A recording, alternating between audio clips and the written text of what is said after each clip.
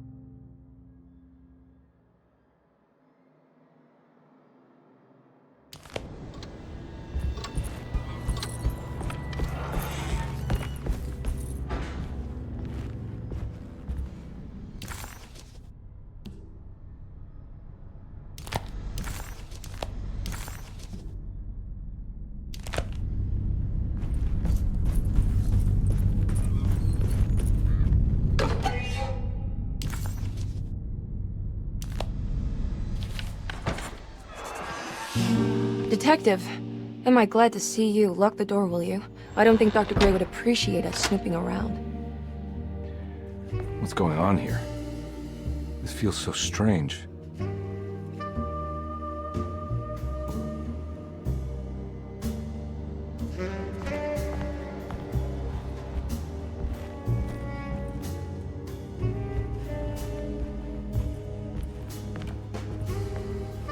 Have you found anything? What? Yeah, I've seen some things. Okay. Let me know if there is anything you want to talk about.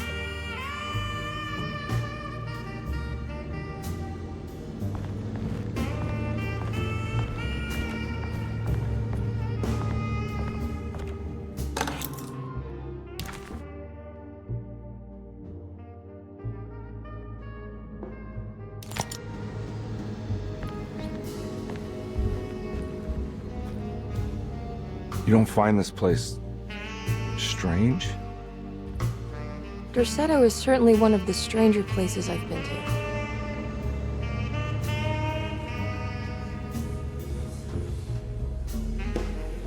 This room feels too real. Hyper real. More than anything I've ever experienced. Okay. I don't see what you mean. Forget it. I gotta get back to breaking the contract. Yeah, that's what I was doing.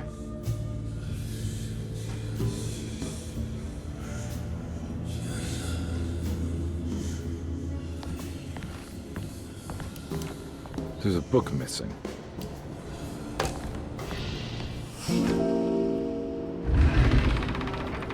What did you do? I was just rearranging the books. Well, come on, let's check it out.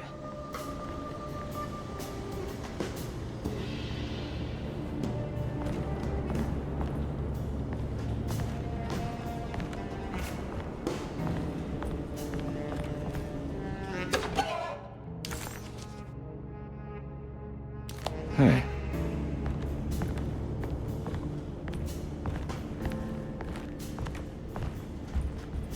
I think I'm beginning to understand. Dr. Gray is dealing with some kind of mass delusion.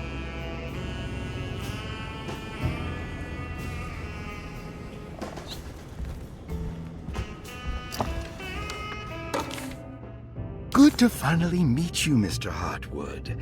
I'm here on the behalf of your brother Philip. You were expecting me, weren't you? Yes. You're from Derceto, no? That's right. I just wanted to ask you a few questions to see if there is anything I can do to help you and your family.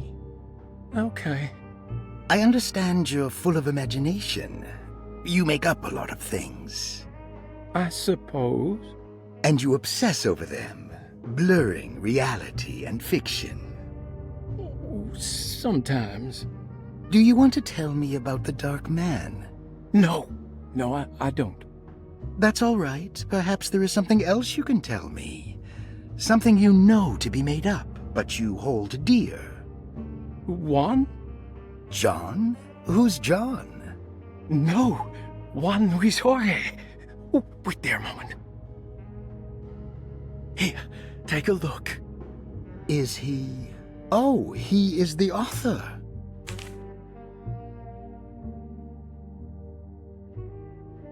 It's a magnificent book. Life-changing even. The real Juan is long dead, but I like to think of him as my friend. My most beloved friend. I see. Do you often do this? Fantasize about people you read about? No. No. Well, there is Jacob. Who is Jacob? Turn to the last page. Oh, it's a newspaper article. The Prisoner of Ice, Jacob van Ostad. Is he also your beloved friend? Oh, no, Doctor. Not at all. He is the fire that fights fire.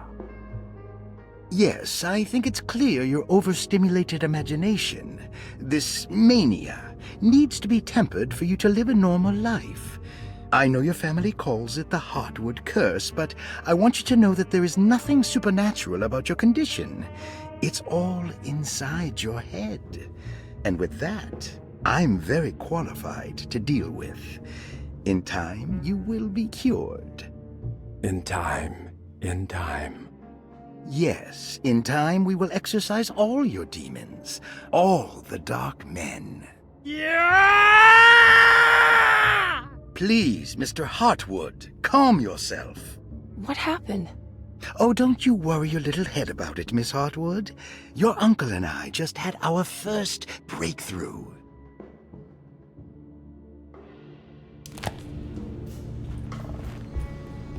That mark on the floor looks like talisman positions, but from which direction should I look at it?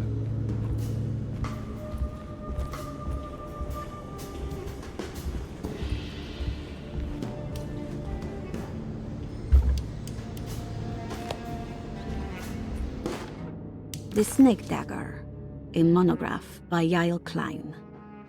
In Ludwig Prin's book on pagan rituals called The Mystery of the Grave, as translated by Nicholas Vachy, there are several references to a sacrificial dagger called the snake dagger. It has long been thought of as a poor translation of the original text, that it would be more appropriate with worm dagger from the Latin vermis cultrum. This seems natural following the recent consensus that the original title of Prin's book, De Vermis Mysteris, should literally translate to the mystery of the worm. However, this would take away from Vachy's great effort at translating the underlying meaning of the words and revealing several cultural beliefs. While Prin certainly was using the term worm as a symbol or synecdoche for death and the dead, which is made clear by the contents of the book, in the case of the dagger, we shouldn't be too hasty to dismiss his translation. Reading through Vachy's correspondence with his patron, it appears that he had more than just the Latin text at his disposal. Vachy had dug up Prin's living relatives and uncovered several cross-referenced historical texts and an actual snake dagger. The dagger was dated to the early Middle Kingdom of Egypt and had such a clear shape of a wave that Vachy considered calling it the sinusoidal blade. Knowing the full story, it seems prudent that he chose to translate it as snake and not worm. There are several reasons why this choice of word helps us understand the pagans that Prin's book attempts to describe. The symbolic value of the shape becomes more apparent when reading about the use for the dagger. In the passage of possession and exorcism, we find the snake dagger poisons the poisoner within the victim and is therefore pacified. Where the literal text would tell us that the worm dagger trumps the demon possessing the victim, it tells us nothing of their reasoning, only that somehow this dagger wins against the demon, like it had the better hand in poker. Vachy's translation allows us to follow the underlying logic to the ritual magic that is being performed.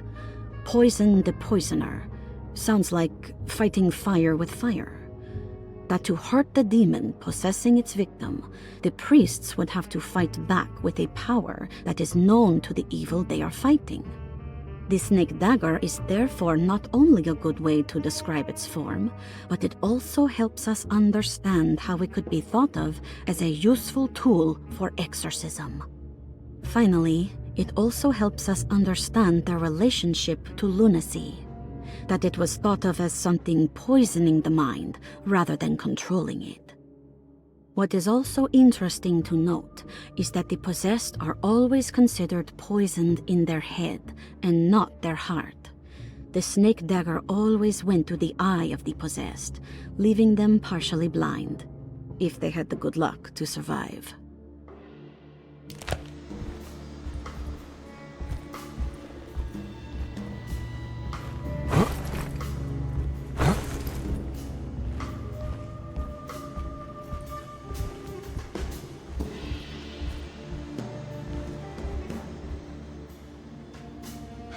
What were you saying about mass delusion? Derceto seems to have a deranging effect on people living close by. It has a history of creating cults devoted to some nature goddess. Even the name Derceto refers to the cult existing here before the Civil War. Derceto was the name of an ancient fertility goddess worshipped in Syria. Dr. Gray and his friends, however, seem to prefer the black goat of the woods with 1,000 young, or Shub-Nigroth. And that name can only have come from my uncle's twisted mind.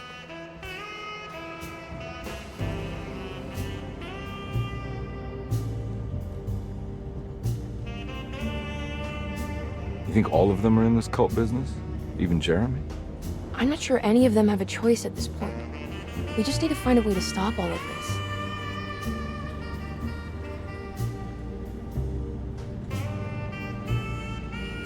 I've been so busy trying to free your uncle from the promise he made to the Dark Man. I guess I kind of just let everything else go.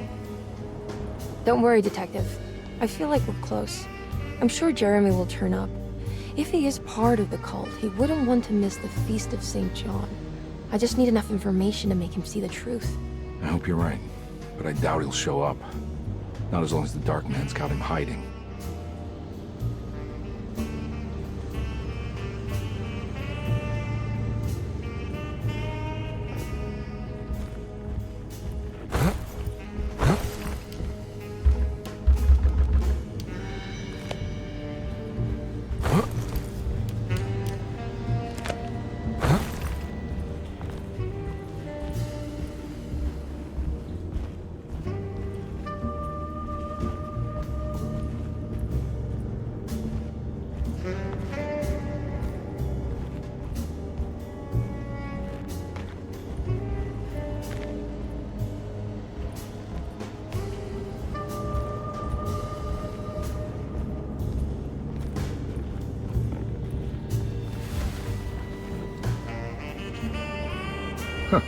Has that been there this whole time?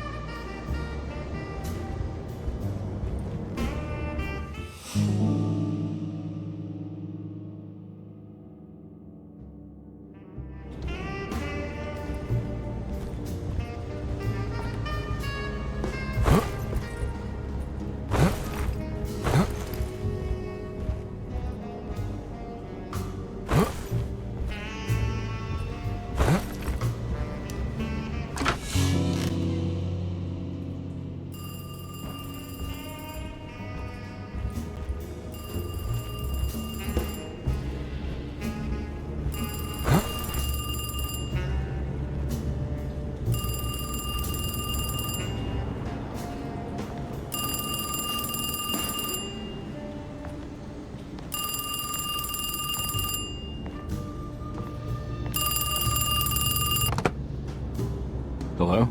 Detective Convey? Who is this? Jeremy? Jeremy is with the Dark Man.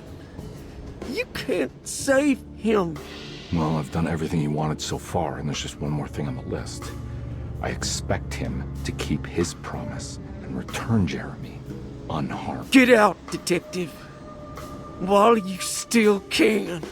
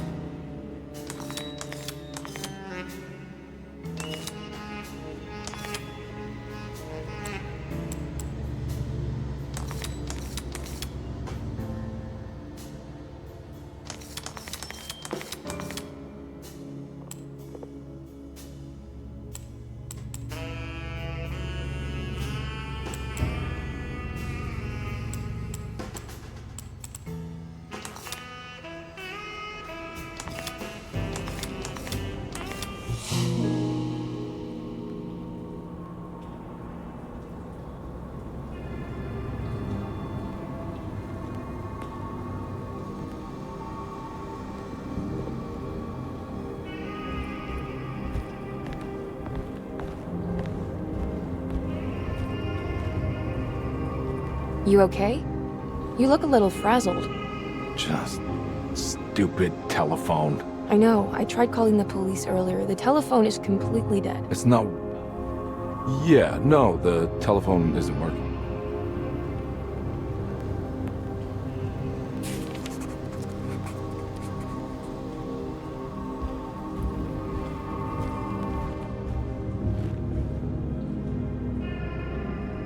Miss Hartwood, I think you're gonna want to see this. Is there something in the closet? Yeah, there is. You don't see the very obvious gate leading to whatever Jeremy's madness is serving up next? I don't understand. Are you making some kind of fashion metaphor? I'm sorry, I don't have time for this. Can you just tell me what you're doing? You don't see this! It's fine. It's fine. Catch you later. Are you going inside the closet? Yeah. You got a problem with that? No. Do what you think is right, Detective. Sorry, I didn't mean to. Goodbye, Miss Hartwood.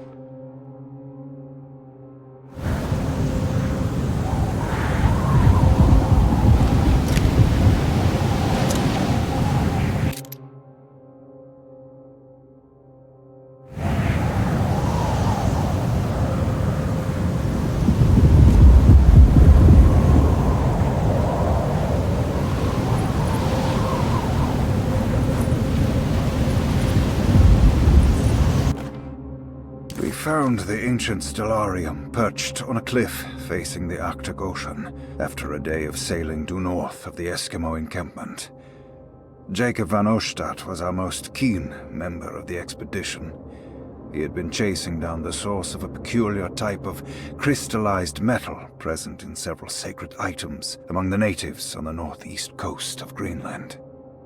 The site was a remarkable find for any explorer, and we were all enraptured in our search for enlightenment and meaning. The surviving architecture seemed almost unearthly in origin and astonishingly sophisticated.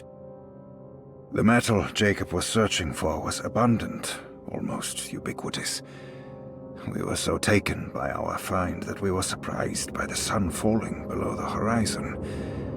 As we quickly picked up our gear, ready to head back to our camp, Jacob van Oostad declared that he wanted to stay. He was adamant. We begged him to reconsider. The night would be getting colder by the hour, and we feared for all our safety. Jacob refused, threatening us with violence if we wouldn't leave him alone. As the snowfall turned heavier, we left him there on his own. The next day, the weather became worse, and we had to spend hours enforcing our shelter as our tents became increasingly useless. The group had written off Jacob, thinking he must be dead. I had an urge to make one final attempt to save him, so I headed out as darkness fell with a handful of flares and headed toward the coast and up the climb towards the stellarium. That's when I saw him, transfixed by a burning sky, that celestial lantern. Jacob keeled over and let out a painful shriek that struck me with such fear and pity. He was crying in agony, for the cold weather had ravaged his flesh. I called out to him, and he turned to face me. His vacant stare held me in place like a needle through a butterfly, and he said, "You must leave now, Herrstan. Go, and never come back. And so I left.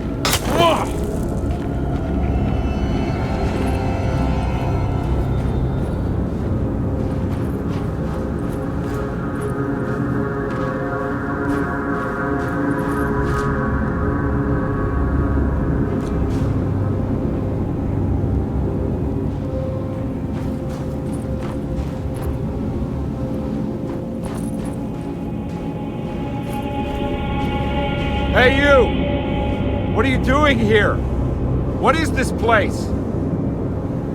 Turn back, detective. You're not wanted here. Whoa, take it easy. I'm not your enemy. Oh, you're wrong, detective. You're wrong.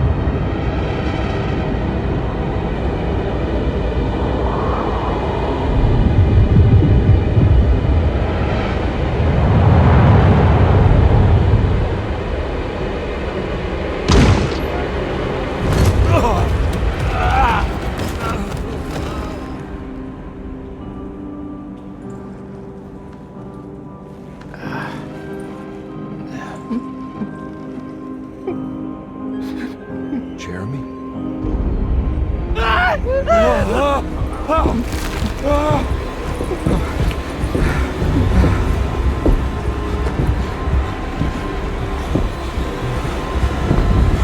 did everything!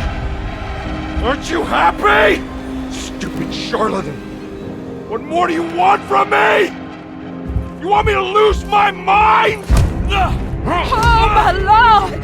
Doctor! Baptiste! Quick! Jesus. What were you thinking, compadre?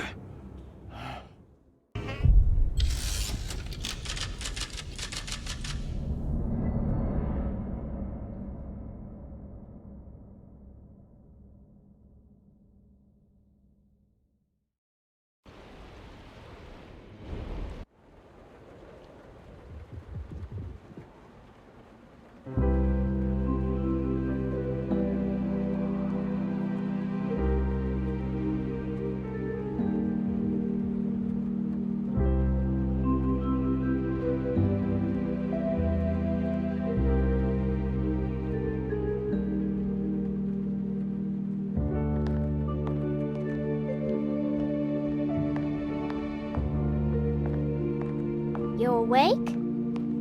You are awake. Mr. Conby's up. Hey, buddy! I thought you'd be knocked out for the rest of the night. Come on out and join us, will you? I'll save you some gumbo. Good to have you back. You gave us all a good scare. What happened? You had a psychological breakdown. Sorry for manhandling you, but you're being violent. You stabbed Jeremy and then punched Dr. Gray. Are they... okay? Jeremy's a little strange, but everything's back to normal. Really? All thanks to you, combat. You want to try standing up?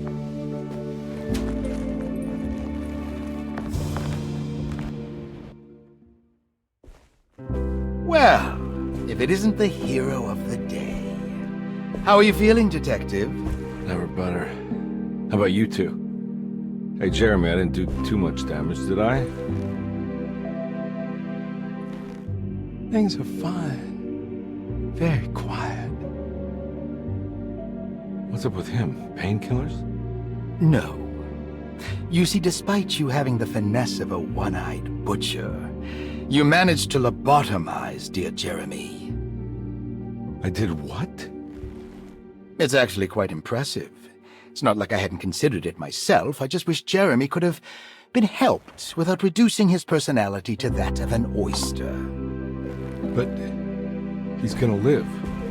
Of course. As long as someone keeps feeding him, he'll outlive the best of us.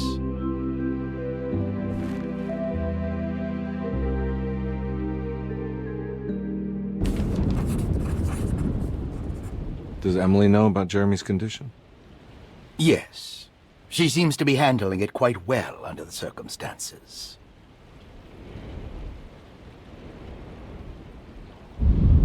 Does she still want to take Jeremy away from Derceto? I will have to insist that you do. This is not that kind of institution. Jeremy, hang on for a little longer, okay? We'll be going back to New Orleans soon. Oh, good. I do so miss the city lights.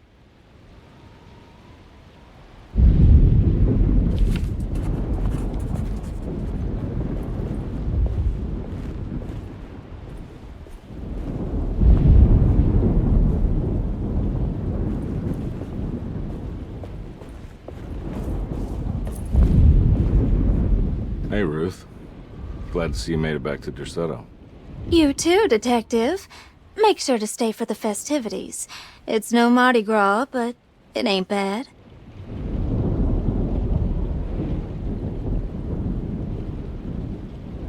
You seen Emily around? I saw her packing some things into that old jalopy you arrived in about an hour ago. I'm sure she hasn't given up on you yet.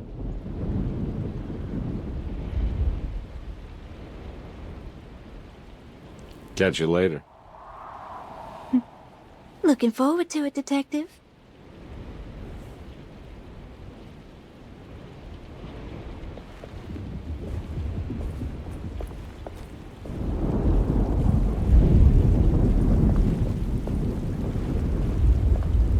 Good to see you back on your feet, Detective. Have some gumbo. Thanks. I'll save it for later.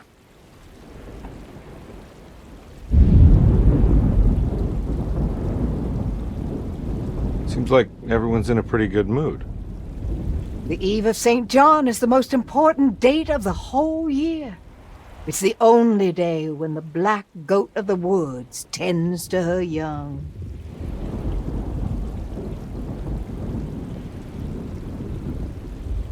I'm gonna go look for Emily. Don't worry about her. She wouldn't leave without you, would she?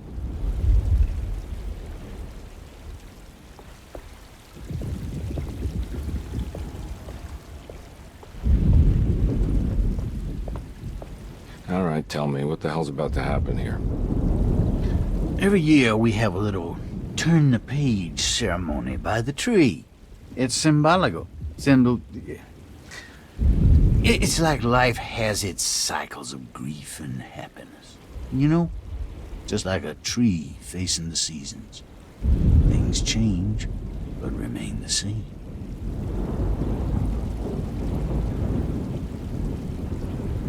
So this is basically New Year's Eve, but with a tree metaphor. Exactly. You're so smart. It's about starting again. I mean, who could use a positive message like that more than a bunch of lunatics like us?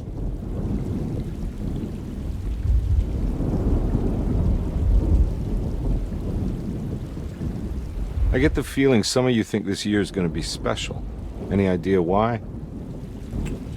Well, we got some new words, thanks to your buddy Jeremy, and some other changes to the program. Let's just say we're all in this year.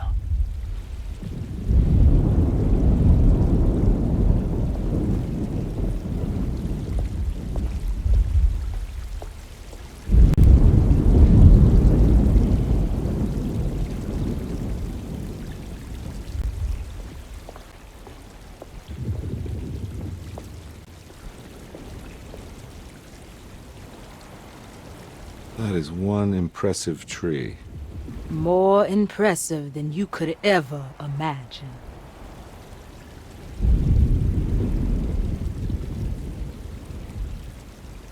So how does this all work? You dance around chanting? For the ritual, I mean? Stay and find out, Detective. It might just do you good.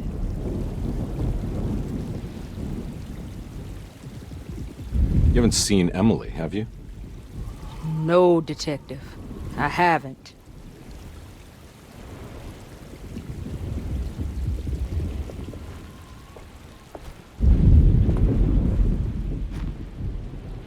Hey, kid. What are you up to? Preparing for the ceremony. I don't want to disappoint Mother.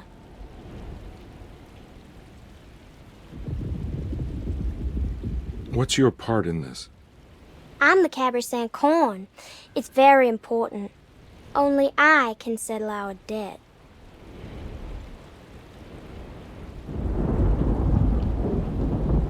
You know, I had my doubts, but you are in the right place, Grace. I think you might be right. For once.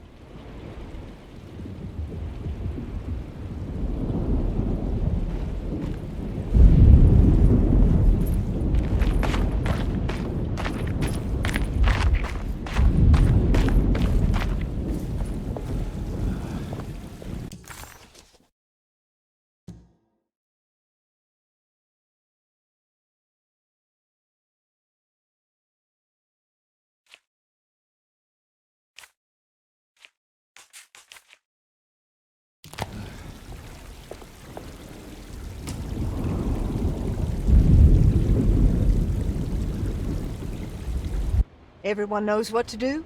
Y'all know the new words. Mrs. Thompson, we talked about this. I'm not sure everyone is comfortable. Doctor, I insist. This is important. We've waited for so long, Doctor. Let's just go with the old song. Not every change is an improvement. Boss, good or bad, we need to move forward. All in, Doc. Let's bet it all. But we don't know what we're dealing with. It'll be okay, Doctor. Better even.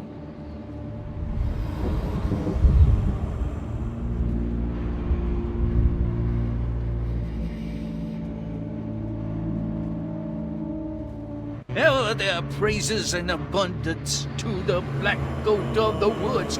Hear us, mother. Take pity on us. Take pity on us. Ever Hear their us, greatness mother. and their Great abundance to the abundance black to goat the of the black woods. goat on us. Hear us, mother, and take pity on us. Take pity on us. Ever their praises and abundance to the black goat of the woods. Hear us, mother, and take pity on us. Accept our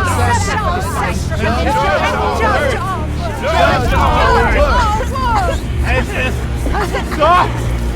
Are you crazy? He's the habit coffin. Grace! Stop! Stop!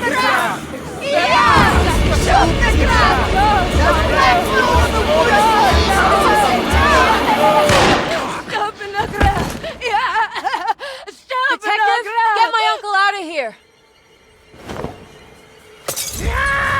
Jeremy, come with me! Get over here! Jeremy, come with... Jeremy, come here! No! There has to be another one!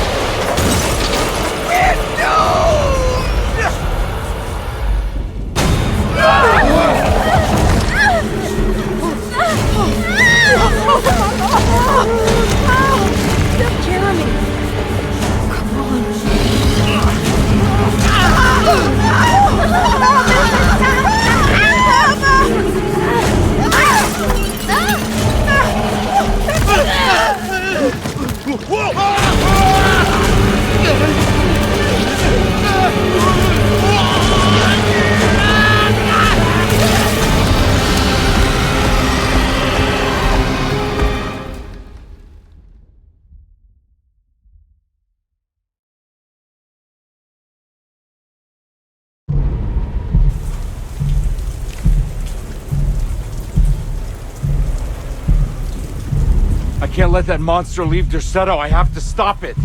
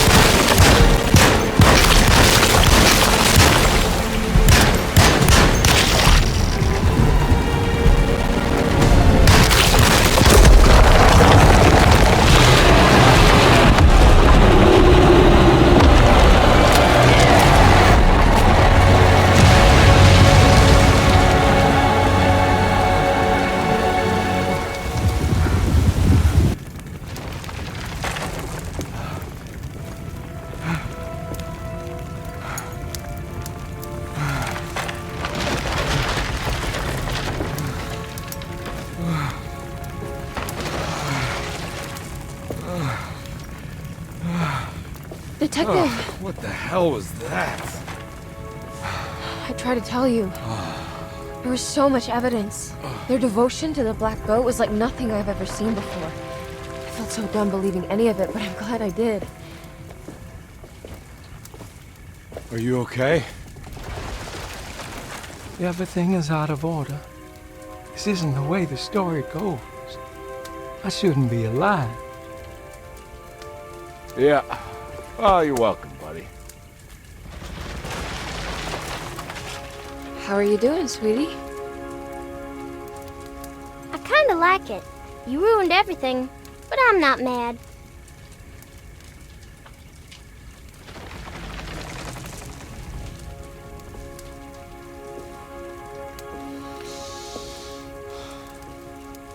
All right, you ready to head back to New Orleans? Come on, Jeremy. We're leaving. Can I come? I thought you said you didn't need saving. Don't leave her. She's important. Of course we're taking her with us.